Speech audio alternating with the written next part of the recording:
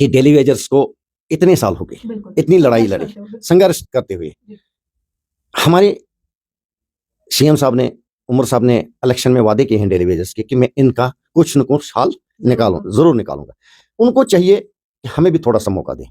कितना समय चाहिए सर? अभी तो 3 महीने हो गए, 3-4 कहते हैं ये जो तारीख पे तारीख वाला काम हो गया ना, ये तारीखें बढ़ रही है, उम्र बढ़ रही है, रिटायरमेंट के लिए वो आगे बढ़ रहे हैं। और डेली वेजर एक ऐसा तबका है जो रिटायर भी हो जाता है, साथ कुछ लेके नहीं जाता है, वो महज 9,000 की सैलरी, वो भी कभी मिलती है कभी नहीं मिलती है। तो कितना समय सर आपको चाहिए और शुरुआत कहाँ से, पहल कहाँ से होगी, कितने महीने के बाद सर? 5 साल की सरकार है। आप किसी नए घर में जाते हो, कितना टाइम लगता है आपको सेट करने में कि यहाँ ये चीज है, यहाँ टीवी चाहिए था, यहाँ ये चाहिए था, यहाँ ये चाहिए था। फिर आपने उसके लिए फाइनेंशियली भी देखना है कि अगर मैं यहाँ ये चीज घर में ला रही हूँ, क्या इसके लिए मेरे पास पैसे हैं, नहीं है। पहले तो आप पैसे का इंतजाम करोगे ना, फिर वो चीज घर में लाओगे। लेकिन जैसे इसी बात पे मैं काउंटर करती हूँ, जैसे आपने घर की बात की, आपने जो मैनिफेस्टो बनाया, आपने 1 लाख डेली वेजर जिस तरह से आंकड़ा था आपके मैनिफेस्टो में, आपने वो पूरी चर्चा की है कि इतने डेली वेजर्स हैं, ये ऑनलाइन हुए, ये नहीं हुए, इनका ये सिस्टम है। आपके पास आंकड़ा है तभी तो मैनिफेस्टो में आया, आपने बजट बना लिया सर। बिल्कुल, यही तो मैंने जैसे घर की बात की, लिस्ट तो हमने बना ली, करना क्या क्या है।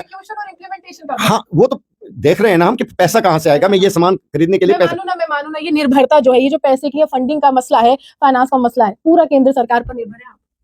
तो डेली वेजर्स को इस समय केंद्र सरकार के दरवाजे खटखटाने चाहिए, बजाय इसके कि उमर अब्दुल्ला या आप लोगों को खरी खोटी सुनाई जाए। नहीं, उनकी तरफ से हमारे उमर साहब, सीएम साहब लड़ रहे हैं जी। कब तक स्टेट नहीं मिलेगी?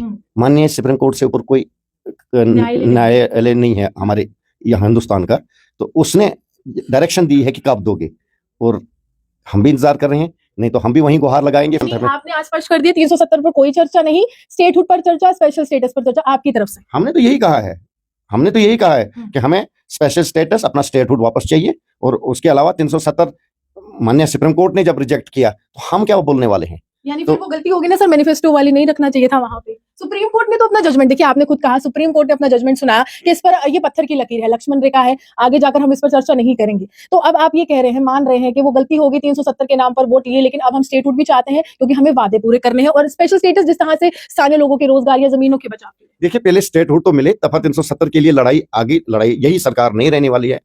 सरकार आती है जाती है, तो कोई भी सरकार ऐसी भी आएगी जिनको ये सोच होगी कि दफा 370 से जम्मू कश्मीर को कितना बेनिफिट था।